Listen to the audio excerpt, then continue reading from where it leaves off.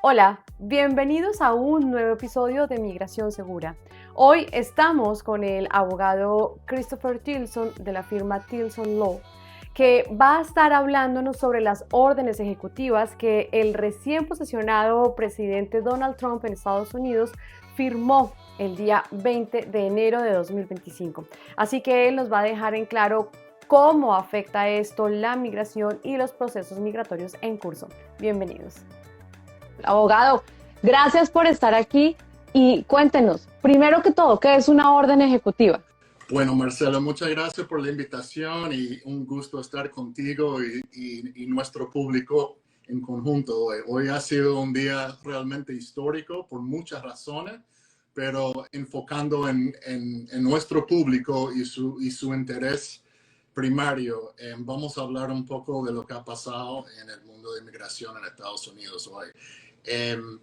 Hoy vimos efectivamente muchas órdenes ejecutivas. En Estados Unidos tenemos tres brazos del gobierno federal, ¿no? Tenemos el brazo ejecutivo, tenemos también el brazo legislativo, que es el Congreso, y tenemos también el brazo judicial. Órdenes ejecutivas nacen naturalmente del brazo ejecutivo del gobierno, ¿no? Entonces, estos son órdenes firmadas, como hemos visto hace cuestión de minutos en la televisión, por el presidente Trump, dando órdenes para tomar acción bajo sus poderes ejecutivos como presidente, como jefe máximo del brazo ejecutivo del gobierno. Entonces, lo que me ha llamado la atención más que nada en todo el día de hoy han sido las órdenes ejecutivas que acaba de firmar ahora en la zona este del país. Firmó órdenes declarando la protección sobre una invasión en la frontera sureña del país. También un realineamiento del programa de refugiados, Sí. alineándolo con principios americanos. También la protección de estadounidenses de lo que llamó enemigos extranjeros, incluso terroristas. Y también mencionó, porque mientras él firmaba en estilo típico del presidente Trump, ¿no? Él atendía preguntas de la prensa y mientras firmaba y le pasaban la próxima orden, permitía que la prensa le hiciera preguntas y atendía esas preguntas y decía, una pregunta fue, por ejemplo, si iban a ver lo que se llaman ICE raids, o sea, operaciones Redadas. mañana. Exacto, Ujú. redadas del ICE, básicamente la policía migratoria del Sí. país. Si va a haber, y él dijo que sí, eso va a pasar, no iba a decir cuándo, pero ha sido, por ejemplo, reportado en muchos medios, en muchas entidades de la prensa, que, por ejemplo, en los próximos días vamos a ver operaciones muy agresivas en ciudades como Chicago, que ha Sí. sido una ciudad santuaria por mucho tiempo. Entonces, sí me preocupa, por ejemplo, la situación de ciertos inmigrantes en el país, en lugares como Chicago. Y vamos a hablar un poco más tarde seguramente de qué puede hacer esa gente como para ir protegiéndose. También Marcela, solamente para terminar, designó a los carteles como organizaciones de terroristas extranjeros. También quería otra orden aparte protegiendo a la gente americana de una invasión en la frontera sur. También dijo que iba a terminar con el derecho de la ciudadanía automática basado en el nacimiento dentro del país. Esto es otro tema que podemos tratar después. También hizo una declaración de emergencia nacional en la frontera sureña del país. Eso significa que vamos a ver elementos militares por primera vez en muchas décadas operando en la frontera sureña del país. Otra orden aparte está asegurando a la frontera sureña. Y ya vimos hoy que, o sea, ya no está operando la aplicación CBP One. Han cerrado, por lo menos temporalmente, el puerto de entrada en El Paso, Texas. También él hizo otro comentario mientras una reportera le estaba preguntando algo y él dijo, mira, queremos inmigración legal, ¿ok? Y él dijo, estoy bien con eso, pero tiene que ser legal. Eso significa que no es que todo se va a acabar y no va a haber ningún recurso para nadie. Tampoco es momento de pánico, ¿no? Pero tenemos que ser estratégico, inteligente y analizar las cosas. Entonces, eso es mi resumen, Marcela, de que acabamos de ver literal hace minutos atrás. Yo pensé que íbamos a escuchar estos detalles hace 8 horas, pero tú sabes, esto fue todo un show, duró el día entero y sigue, ¿no? Él va a seguir ahí hablando y van a haber bailes después y fiestas. Y la verdad es que nosotros no quisimos asistir porque teníamos este live ya programado, entonces por eso no estamos allá. Pero invitados estábamos, ¿cierto, abogado? Claro. Obvio. Bueno, abogado, ha sido bastante conciso la explicación acerca de las órdenes ejecutivas que ha emitido el presidente Donald Trump el día de hoy. Yo quisiera entrar en la primera, que es la emergencia nacional en la frontera sur. Esto, para las personas que se están preguntando qué es que la frontera sur es lo que normalmente llamamos llegar por frontera, llegar por el hueco, pasar por el desierto, que llegaron por tierra. El otro día, una persona que me estaba consultando me decía espaldas mojadas. Es todo esto, que es una zona además, desde que salen de Colombia, Ecuador, Venezuela, hasta llegar allí, pasando el tapón del Darién, pasando por Panamá, pasando por Centroamérica, hasta pasar por México. Hay personas que llegan directo a México en avión y de ahí tratan de cruzar el desierto. Todo eso, para lograr esa hazaña, se necesita la ayuda, entre comillas, de unos personajes que no hacen este trámite legal, obviamente, porque por eso están llegando por la frontera. Pero allí en la frontera, y exactamente en México, en el norte de México, se podía pedir una cita por el CBP One, por la aplicación del CBP One, que fue habilitada justamente para evitar esta inmigración masiva y esta entrada masiva que se estaba viendo al principio del gobierno anterior. Y allí se pedía la cita, una persona podía esperar unos meses, otros unos días, pero llegaban con su cita. Ya la aplicación hoy no dejó de servir al mediodía. La pregunta es, abogado Christopher Tilson, ¿qué va a pasar? ¿Qué está pasando ahora? Además de las imágenes muy tristes de las personas llorando porque perdieron su cita, ¿qué va a pasar con esas personas que tenían la cita, que estaba planeado llegar hoy y a partir de hoy en adelante por la cita del CBP One en la frontera sur? Ay, Marcela, me duele mucho tener que dar esta noticia y reconocer que definitivamente se han perdido esas citas. Esas citas, desde mi perspectiva, no hemos visto ninguna evidencia de que se va a respetar esas citas. Yo tengo la esperanza de que la gente que actualmente tiene parol, ¿no? Y que pudo utilizar CBP One anteriormente, y tiene un estatus temporal legal por ese periodo de 2 años dentro del país y que sigue con ese estatus vigente, que se va a respetar ese estatus existente. Tengo la esperanza de que no se va a revocar eso. No hemos visto evidencia hasta el momento de que se va a revocar ese estatus, pero definitivamente hasta me duele reconocer que la gente que tenía una cita programada en un cercano futuro lo ha perdido y no lo van a respetar. Para resumir también otras cosas que el presidente Trump ha dicho que ya no va, que va a terminar la póliza anterior de lo que él llamaba catch and release, que es atrapar y soltar al inmigrante, ¿no?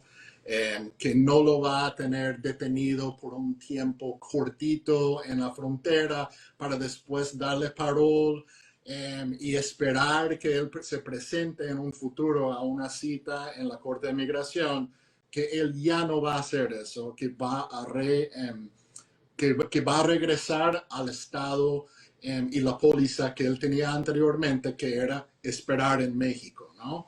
Entonces, no va a autorizar la entrada al país al inmigrante que está, por ejemplo, solicitando asilo en la frontera, tal como hacía antes, durante la pandemia, que hacía que el inmigrante esperara en México para su cita de inmigración. Eso va a ser la nueva forma de solicitar asilo. Entonces va a ser mucho Ah. más difícil para el inmigrante. ¿Qué va a pasar con las personas que en este momento están detenidas en la frontera? Marcelo, la gente que ya está detenida en la frontera, lamentablemente antes había una esperanza de que se le podría lograr su liberación. No quiero decir fácilmente, pero bajo la esquema de solicitar una fianza. Y normalmente sí había el requerimiento de una fianza de un monto muy serio, frecuentemente entre 15, 20, $25,000, ¿no?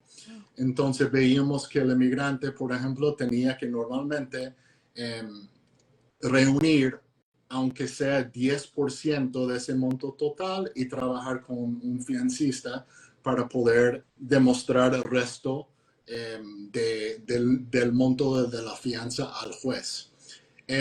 Hasta el momento no hemos visto cómo es que se va a desarrollar la liberación en un futuro de gente detenida en la frontera. Tenemos la esperanza de que se va a poder lograr la liberación de gente en la frontera, pero no tenemos ninguna esperanza de que va a seguir siendo como ha sido hasta el momento. Cuando él dice, voy a terminar con la póliza de atrapar y soltar a inmigrantes, como hacía, por ejemplo, la administración de Biden.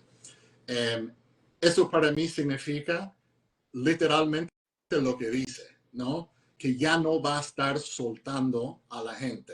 Entonces creo que vamos a ver una póliza mucho más agresiva en cuanto a la detención del inmigrante en la frontera. Hemos escuchado comentarios durante la campaña del presidente Trump y gente que él ha nombrado dentro de su gabinete, de que van a estar utilizando, por ejemplo, elementos del ejército, ejemplos militares, como para ayudar con este proceso.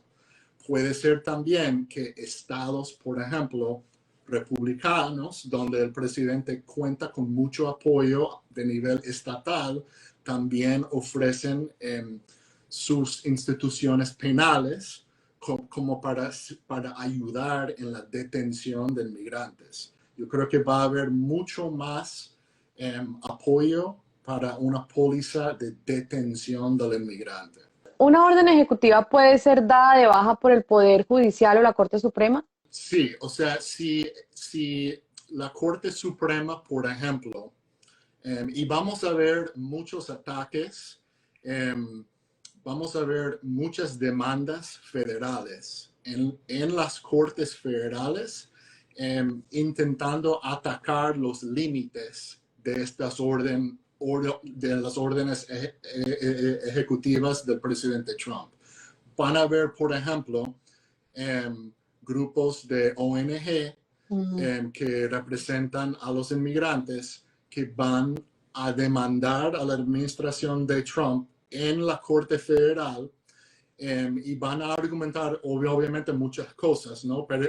Pero un argumento que vamos a ver seguramente es que el presidente está pasando del límite de su poder ejecutivo legal. Entonces, y van a tener que argumentar cómo, ¿no? Y va a haber toda una demanda legal sobre eso. Y eso se va a tratar primero en la Corte de Primera Instancia a nivel federal del país. Después va a haber apelación a la Corte de Apelaciones. Y últimamente sí, vamos a ver que la Corte Suprema del país va a tener que resolver ciertas disputas sobre estas órdenes ejecutivas. Bueno, otra de las preguntas que surgieron hoy a nivel nacional y sobre todo para las personas que se ven afectadas, a los familiares también, es cómo se hará la petición de asilo de ahora en adelante entonces para aquellas personas que están esperando que pasen 180 días, que llegaron con una visa de turista y que todavía no habían solicitado el asilo, para los que lograron entrar por la frontera y no se presentaron o no llegaron con cita del CBP-1, para todas esas personas que tenían planeado dentro del territorio americano presentar la solicitud de asilo. ¿Cómo cree usted que va a empezar a hacer esto ahora? Lamentablemente, de vez en cuando, Marcela, no me gusta tener la razón, pero tengo que reconocer que llevo meses diciendo esto con respecto al asilo, que el tema se iba a ir poniendo más y más difícil, ¿no? Que íbamos a ver un mayor nivel de escrutinio en un futuro con respecto al asilo, ya sea por el lado afirmativo en UCIS y también, por supuesto, en la Corte de Migración. Ya hemos entrado en otro ambiente totalmente distinto, ¿ok? Hay un sentimiento, un clima, si quieres, anti-inmigrante que va a comenzar a crecer dentro de lo que es el gobierno federal. Es feo tener que reconocer esto, ¿no? Es difícil aceptarlo, pero para poder representar inteligentemente a nuestros clientes y ayudarlos de una manera proactiva y ser estratégico, tenemos que reconocer la nueva realidad en la cual estamos. Estamos en otra realidad mucho más difícil, ¿ok? Y por ejemplo, antes un inmigrante tomaba la decisión, bueno, voy a buscar ayuda legal con respecto a mi asilo o lo voy a hacer solo por mi propia cuenta, ¿no? En este nuevo ambiente, solamente los aplicantes sumamente bien preparados, bien capacitados, bien aconsejados, bien apoyados, van a poder ganar un caso de asilo. Y yo me refiero a un caso de asilo que tiene buena evidencia, que tiene buenos argumentos. El caso que sea positivo, pero que no esté bien sustentado, que no esté súper bien redactado con un legal brief, con un breve legal. El aplicante que llega a su entrevista de asilo o su audiencia individual en la Corte de Migración y no esté preparado completamente, estratégicamente para todas las preguntas que va a enfrentar o en esa entrevista o en esa audiencia, no va a ganar. Es un ambiente sumamente difícil y, por ejemplo, hablamos de la Corte de Inmigración. La Corte de Inmigración existe solamente para deportar a inmigrantes. Es su único propósito. Entonces, imagínense lo apoderado que se siente ahora mismo un juez en la Corte de Inmigración, ¿no? Siente que cuenta hoy mismo con todo el apoyo que quizás no sentía hace solo días atrás. Entonces, estamos en otro ambiente y solamente los mejores preparados van a poder ganar, Marcela. Lamentablemente es así. Claramente la orden de deportación, abogado, lo hemos discutido en otros episodios de podcast, la orden de deportación se da a una persona que ha cometido delitos o crímenes en Estados Unidos. Se le dicta orden de deportación incluso a la persona que no se presenta en su cita a la corte, se dicta esta orden de deportación. Y bueno, y seguramente habrá dos o tres más que se nos escapan, pero si una persona tiene una orden de deportación en este momento, ¿qué va a pasar?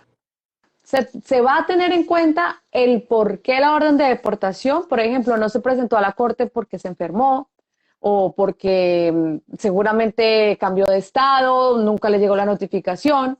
¿Qué va a pasar con estas personas? No las de los casos criminales, porque de hecho, el propio presidente Donald Trump hizo como un capítulo aparte para esta, sino una persona buena, de buena moral, que tiene orden de deportación por cualquier razón.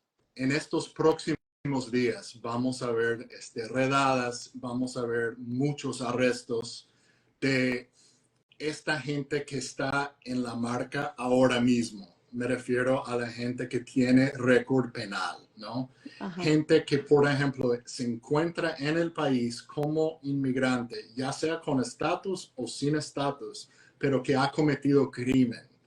Y esa gente se encuentra en el primer grupo de gente que va a ser arrestada y hay mucho apoyo público. Hasta, por ejemplo, la enorme mayoría de mis clientes que son inmigrantes apoyan a la deportación masiva de gente que tenga récord criminal, que ha cometido crímenes, porque la mayoría, estamos claros, ¿no? La gran mayoría de los inmigrantes en este país solamente han venido a trabajar, apoyar a sus familias, a buscar una nueva y mejor vida, una vida basada en libertad, en protección y el avanzamiento económico de su familia. Lamentablemente va a haber un segundo grupo que va a ser muy afectado en todo este proceso. Después del grupo de gente que tenga un récord penal, va a haber otro grupo que va a ser víctima de los arrestos, y esto sí va a ser la gente que ya tiene una orden de deportación. Y como bien dices, es mucha gente que inocentemente quizás faltó a su audiencia en la corte. Hay algunos que ni siquiera saben que tienen una orden de deportación. Es verdad. Y no va a importar.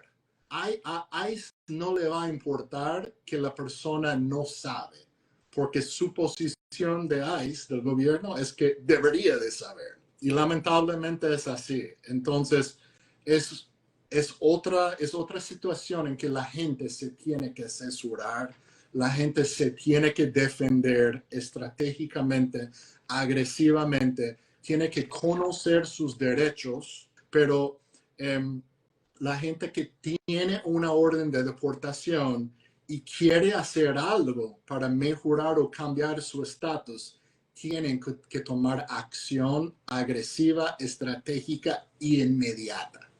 Y yo creo que por agresiva no se refiere uno como a ponerse violento, por agresivo se refiere a hacer algo contundente, como legalmente buscar su abogado. Exacto, tiene que buscar su abogado. Si usted lleva 10 años, 8 años, 5 años buscando su asilo, no avanza y sigue ahí, yo le recomiendo que tome de pronto otra opción de abogado para que pueda dar otra visión de su caso, porque es muy importante que ustedes en este momento, si ustedes están en solicitud de asilo, si ustedes están con una orden de deportación, busquen inmediatamente una persona idónea para el caso. ¿Cómo se hace? Pues les he hablado varias veces sobre buscar, en el caso del sur de la Florida o en la Florida mejor, el Florida Bar, buscar el abogado y asimismo en todas partes, aunque recuerden que el derecho migratorio es federal, es decir, se puede aplicar en cualquier parte, desde cualquier parte.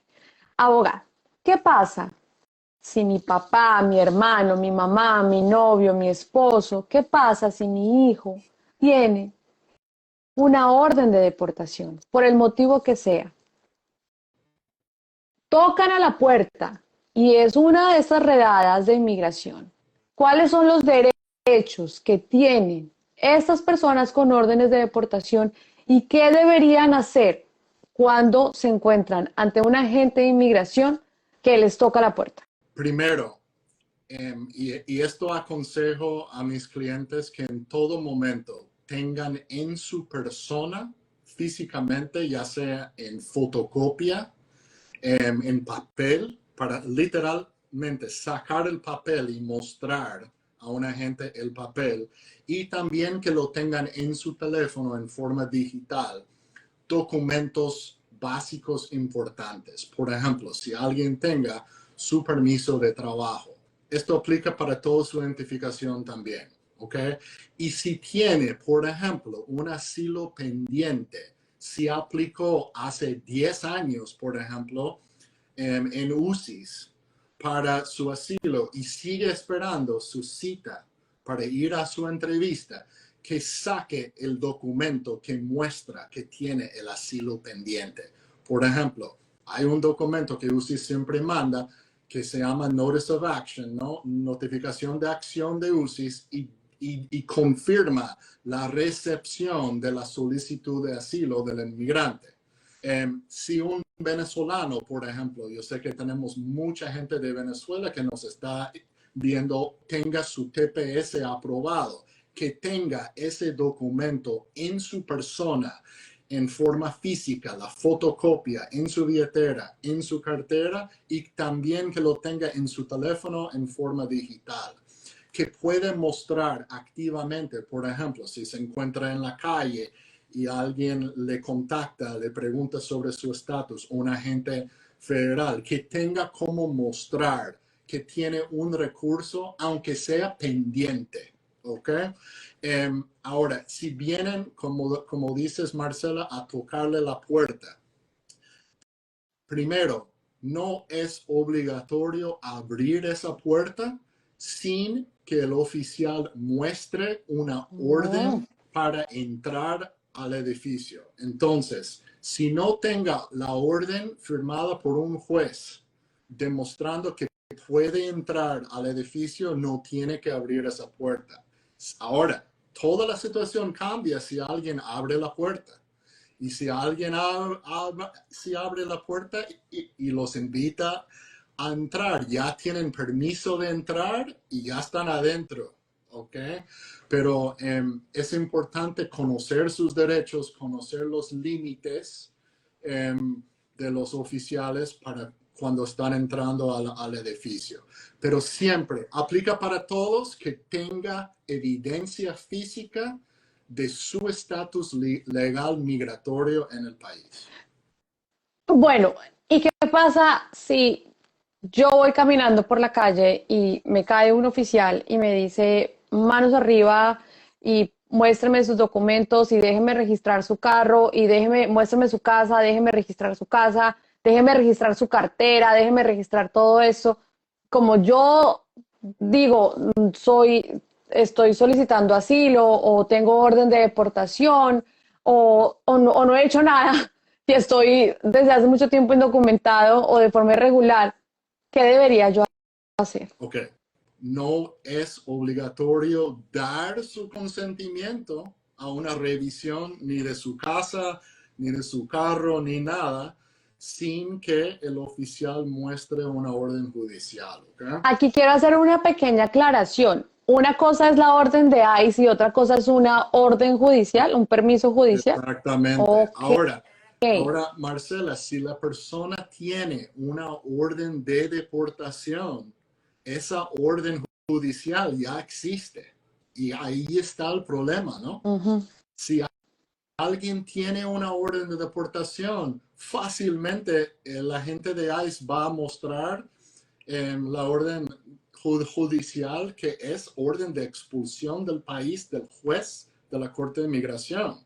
Y eso es más que suficiente para cumplir con el requisito.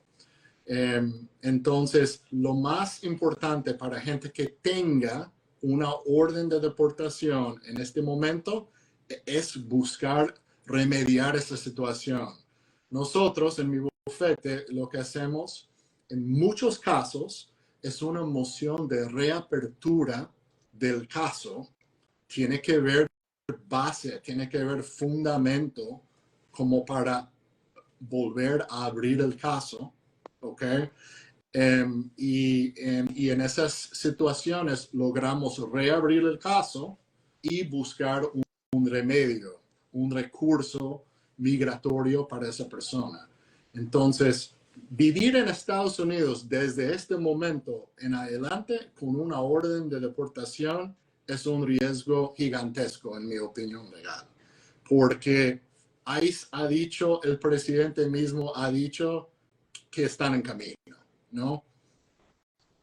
Abogado Christopher Tilson, muchísimas gracias por su tiempo, muchísimas gracias por compartir con nosotros todo su conocimiento y por estar igual de preocupado que nosotros por el futuro de los inmigrantes en Estados Unidos, que al final lo único que quieren los inmigrantes, quiere usted como abogado, quiero yo como periodista, pues es que todo vaya bien, es que todos logremos lo mejor para el país al que estamos llegando como inmigrantes. Bueno, nosotros los inmigrantes, usted es americano.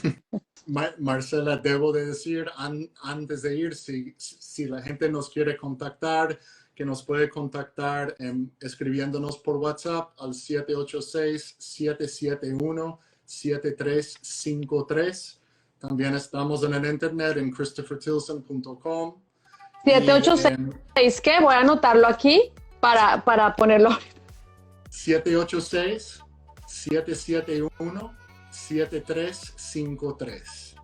Listo, está Escriban súper por fácil. WhatsApp, que nos llamen. También en el internet en christophertilson.com nos pueden contactar ahí mismo. Perfecto, muchas gracias, abogado. Muchas gracias a ti, Marcela. Feliz noche.